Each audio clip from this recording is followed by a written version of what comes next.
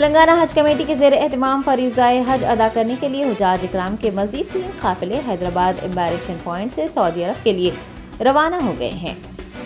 हज की अदायगी के लिए तेलंगाना से 40 काफ़िलों के जरिए कुल 6000 हाजी मुक़द्दस सरज़मीन पहुँच गए हैं। मुख्तलिफ औक़ात पर आज 3 काफ़िलों की रवानगी अमल में आई है। इस मौके पर हज हाउस नामपल्ली में रूह परवर मनाज़र देखने को मिले।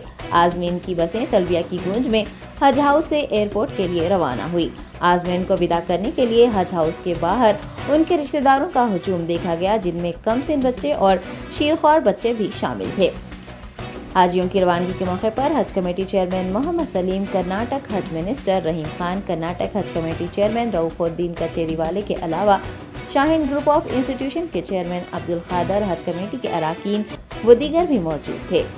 आपको याद दिला दें कि इस साल न सिर्फ तेलंगाना बल्कि आंध्र प्रदेश, कर्नाटक और महाराष्ट्र के बास इलाकों से ताल्लुक़ रखने वाले आज़मीन भी हैदराबाद एम्बारेक्शन पॉइंट से सफ़र हज पर रवाना हुए हैं। क़ब्ल अज़ीं आज़मीन को मुखातिब करते हुए चेयरमैन हज कमेटी ने उन्हें ज़रूरी हिदायतें दी और इस मौके पर खुसूसी दुआ भी की।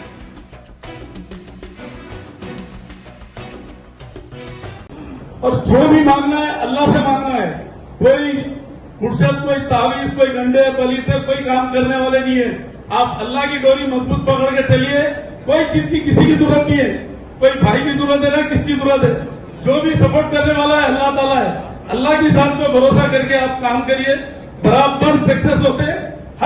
हर भलायत से भी दूर होते हैं, क्योंकि अपन फजर के टाइम अक्सर घरों में सोते रहते। फजर से अल्लाह ताला रिस्क देने वाला है। रिस्क के दरवाजे फजर से खुल जाते, अपने ताजुद से खुल जाते। तो अपन लोग क्या करते, वैसे टाइम सोते रहते बहुत सारे। अल्लाह उनको भी नेक हिदायत दे बोल सकते, क्योंकि आप लोगों से गुजारिश है वहां पर जैसा इबादत कर रहे यहाँ पर भी आने के बाद वो पाबंदी से करिए। आज मस्जिदों में गए रमजान में फुल रहते मस्जिद, खाली वक्त जो है 8 आदमी 10 आदमी, फजर की नमाज में 5 आदमी। ये क्या है, मस्जिदा खाली। और अल्लाह ताला को ये नापसंदीदा चीज है। फजर से निकलना है रोजी के लिए, हर चीज के लिए। उसके बाद बरकत देगी आप घरों में, हर जगह अपनी परेशानी भी दूर। कोई करीब नहीं आ सकता अपने को देख के सामने वाला चमकना, मतलब तो ये अल्लाह की ताकत है, तो ही होता है। हिंदुस्तान की अलग अलग रियासतों से आज़मीन हज की सफ़र मुक़द्दस पर रवानगी का सिलसिला जारी है। 499 खुसूसी तैयारों के जरिए 1,15,393 आज़मीन सऊदी अरब पहुँच चुके हैं। हिंदुस्तानी आज़मीन की मदीना मुनव्वरा में 8 दिन गुजारने के बाद मक्का मुकर्रमा रवानगी का सिलसिला जारी है। कुल 1,19,371 आज़मीन मक्का मुकर्रमा में मौजूद हैं, जबकि मदीना मुनव्वरा में सिर्फ 3 हुजाज क़याम किए हुए हैं। दूसरी जानिब मुशायरा मुक़द्दसा में हज की तैयारियां उरूज पर हैं। बताया गया है कि 7 ज़िलहज्जा की शाम से आज़मीन का मीना रवानगी का सिलसिला शुरू हो जाएगा। हज कमेटी के ज़ेर एहतमाम अदायगी हज के लिए जाने वाले आज़मीन हर साल की तरह इस साल भी मुशायरा मुक़द्दसा में ट्रेन और बसों का इस्तेमाल करेंगे। हाजियों से कम सामान के साथ मीना के लिए रवाना होने को कहा गया है, क्योंकि मौलम की जानिब से मुशायरा मुक़द्दसा में उनके लिए ताम का नज़्म किया जाएगा। आपको याद दिला दें कि इस साल हिंदुस्तान से सऊदी अरब जाने वाले आज़मीन की कुल तादाद 1,75,025 होगी, जिसमें से हज कमेटी के जरिए जाने वालों की तादाद 1,40,020 है। अजीज़िया में मुकीम तमाम हिंदुस्तानी आज़मीन के लिए खुसूसी बस सर्विस भी मुहैया करवाई गई है, ताकि वो हिस्ब ख्वाहिश हरम शरीफ जा सके।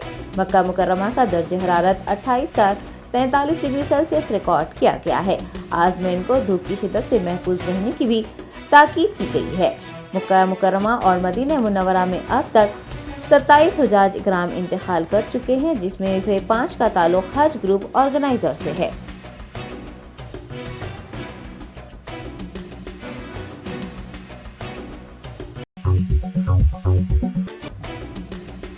AIMIM नामपल्ली रुकन असम्बली जाफर हुसैन मेराज ने SSC में कामयाब होने वाले तुलबा में इनामात तकसीम किए।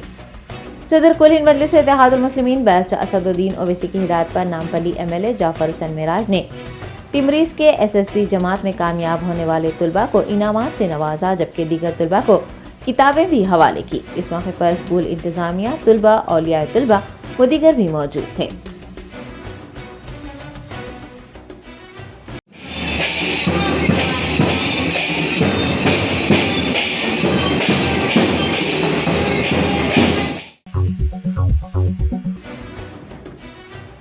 हिंद मजलिस इत्तेहादुल मुस्लिमीन के याकुतपुरा एमएलए सैयद अहमद पाशा कादरी ने रैन बाजार डिवीजन में पैदल दौरा किया और अवामी मसाइल से वाक़फियत हासिल की। सदर कुल हिंद मजलिस इत्तेहादुल मुस्लिमीन बैरिस्टर असदुद्दीन ओवैसी की हिदायत पर याकुतपुरा एमएलए ने रैन बाजार डिवीजन के मदीना नगर, बी ब्लॉक, धोबी घाट व दीगर इलाकों का पैदल दौरा करते हुए बल्दी बरखी आबरसानी के मसाइल का जायजा लिया। इस मौके पर उनके हमरा रैन बाजार कॉरपोरेटर मोहम्मद वासिउद्दीन, जीएचएमसी बरखी और आबरसानी के ओहदेदारों के अलावा मजलिस के कारकुनान भी मौजूद थे।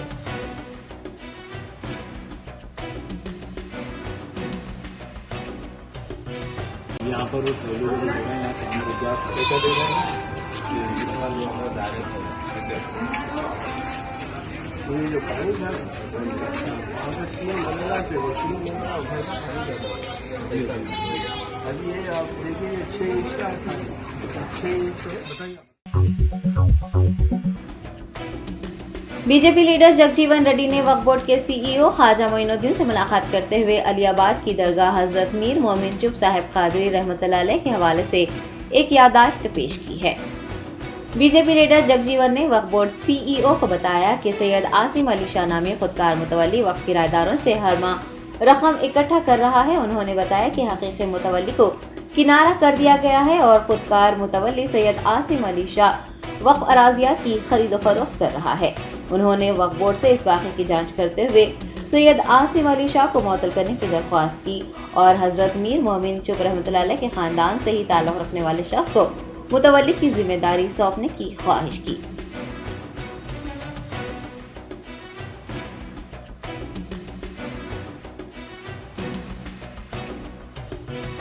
साहब से मुलाकात करके जो दरगाह मीर मोमिन चिप की दरगाह जो है अलियाबाद में, उसका जो है ना एक डुप्लीकेट मुतवल्ली बन के मैं मुतवल्ली बन के बोल रहा और वक्फ बोर्ड से कोई ताल्लुकात ही नहीं है।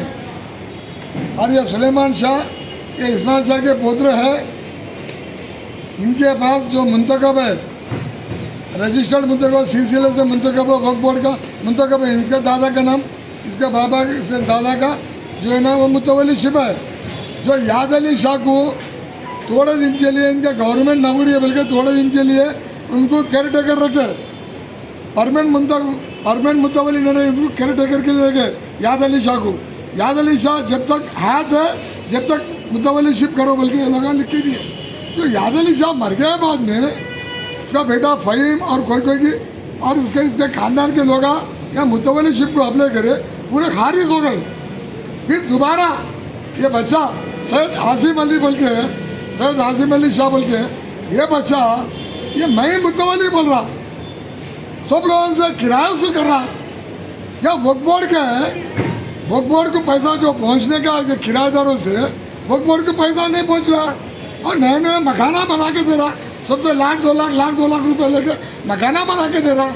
अरे वक्फ बोर्ड का प्रॉपर्टी है, ये हुकूमत या तेलंगाना के पूरे मुसलमान की प्रॉपर्टी है। ये वक्फ बोर्ड का मतलब क्या, सारी तेलंगाना के मुसलमान की प्रॉपर्टी है। मुसलमान की जो केयर टेकर कब्रिस्तान भी है, कब्रिस्तान भी दफना है तो नहीं दफना दे रहा।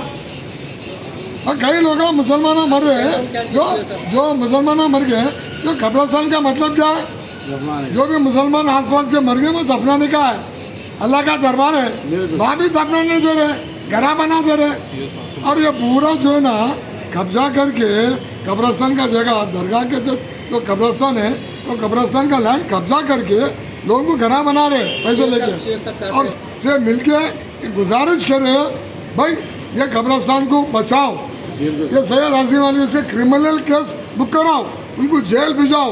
कैसा वसूल कर रहा पैसे, कैसा मुसलमानों को मरकज वालों को दफनाने नहीं दे रहे, वहाँ दफनाना जरूरी है क्योंकि वहाँ पूरे मरकज वाले की सबको खबर पे जाने का है। कहीं को दफनाने नहीं दे रहे भाई, सबको कहीं को घरा बना के दे रहे, तो अपने फायदे के लिए घरा बना रहे, तो पूरा किराया वसूल कर रहे, उनके ऊपर क्रिमिनल एक्शन। मदरसा अल फैज़ान एजुकेशनल सोसाइटी के सदर हसन बिन अहमद शाकर की ज़ेर निगरानी मदरसे में ज़ेर तालीम लड़के व लड़कियों में यूनिफॉर्म, किताबें, स्टेशनरी आइटम्स की तकसीम अमल में आई है।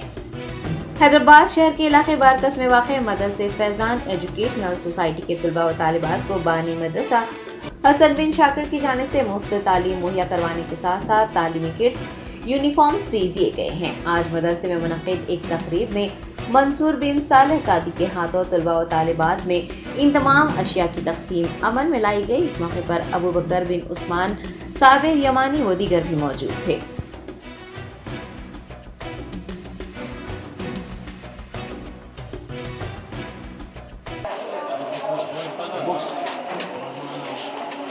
शूज ले लो आप। आओ बेटे आओ आओ चाबी दो खाना खाओ खाना खाए क्या खाना खाया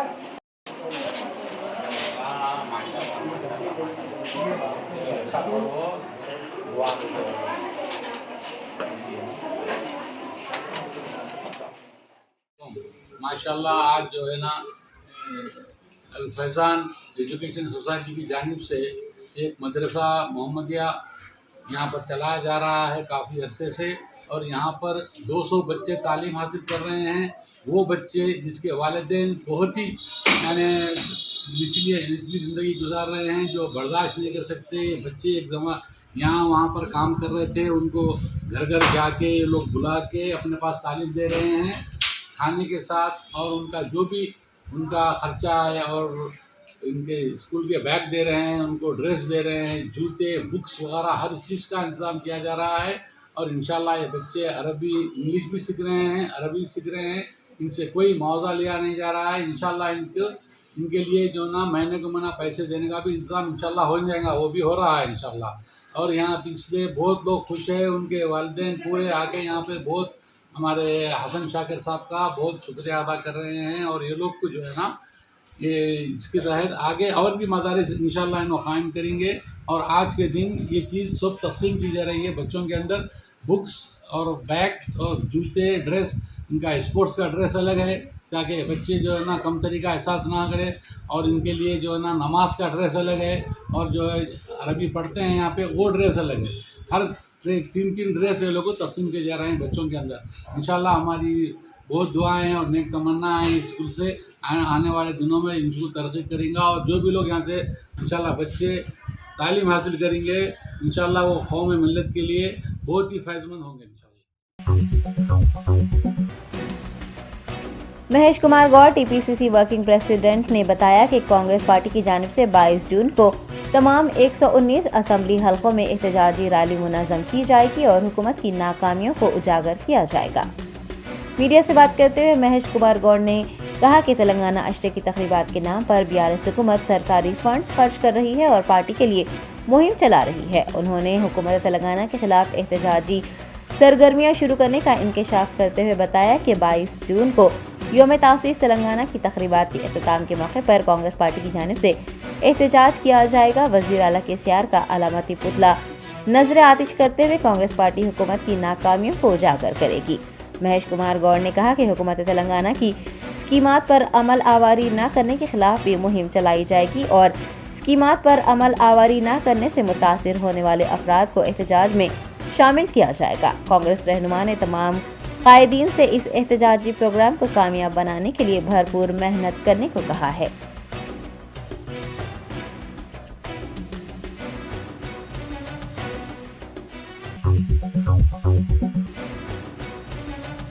रंगारेड्डी जिले के मनीकोंडा के एक प्ले स्कूल में आग लगने का वाकया पेश आया। मौसूला इतलात के मुताबिक जॉली किड्स प्ले स्कूल की पहली मंजिल पर मंगल के रोज अचानक आग लग गई। ताहम तमाम अमला और तलबा स्कूल से बाहर निकलने में कामयाब हो गए। मुकामी लोगों की इतला पर फायर इंजन अमले ने मौके पर पहुंचकर आग पर काबू पा लिया। आतिशबाजी की इतला मिलने पर तलबा के वालिदैन में खौफ और हरास फैल गया और वो स्कूल पहुंच गए। इस हादसे में तमाम बच्चे महफूज रहने पर वालिदैन और स्कूल इंतजामिया ने राहत की सांस ली है। समझा जा रहा है कि हादसा शॉर्ट सर्किट की वजह से हुआ होगा। पुलिस ने मुकदमा दर्ज करते हुए तफ्तीश का आगाज किया है। स्कूल में आतिशबाजी जैसे हादसा से निपटने के लिए इक़दाम न करने पर तलबा के वालिदैन ने अदम इत्मीनान का इजहार किया है और स्कूल इंतजामिया की लापरवाही पर बरहमी जताई है।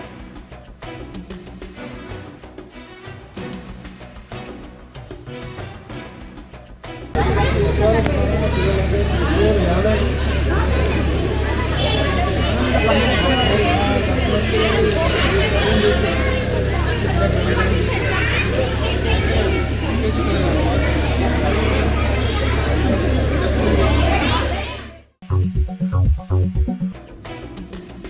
पुराने शहर के इलाके शास्त्रीपुरम की रहने वाली मां और बेटी करीबी इलाकों में वाक़ दुकानात और मकानात पर जाकर अचार फरोख्त करते हुए अपनी जिंदगी बसर कर रही हैं। हुज़ूर अक़दस सल्लल्लाहु अलैहि वसल्लम का इरशाद है कि जिंदगी गुजारने के लिए किसी के आगे हाथ फैलाने या भीख मांगने से काम करना बेहतर है। ये खुददार माँ और बेटी अपनी जिंदगी गुजर बसर करने और ख़ानदान की कफालत के लिए किसी के सामने हाथ फैलाने के बजाय घर में मुख्तलिफ अक़साम के अचार तैयार कर रही हैं और करीबी इलाकों में घर घर जाकर या फिर दुकानात पर जाकर उन अचार को फ़रोख्त कर रही हैं। ये माँ बेटी उन तमाम के लिए मिसाल है जो किसी भी काम को हक़ीर समझकर उसे करने से कतराते हैं, और ये माँ बेटी उन लोगों के लिए भी एक मिसाल है जो तंदुरुस्त और तवाना रहते हुए भी दूसरों के आगे हाथ फैलाते हैं। ख़वातीन से अचार की ख़रीदारी के लिए ऑर्डर भी दिया जा सकता है। मज़ीद तफ़सीलात के लिए फ़ोन नंबर 6302424584 पर भी रब्त किया जा सकता है।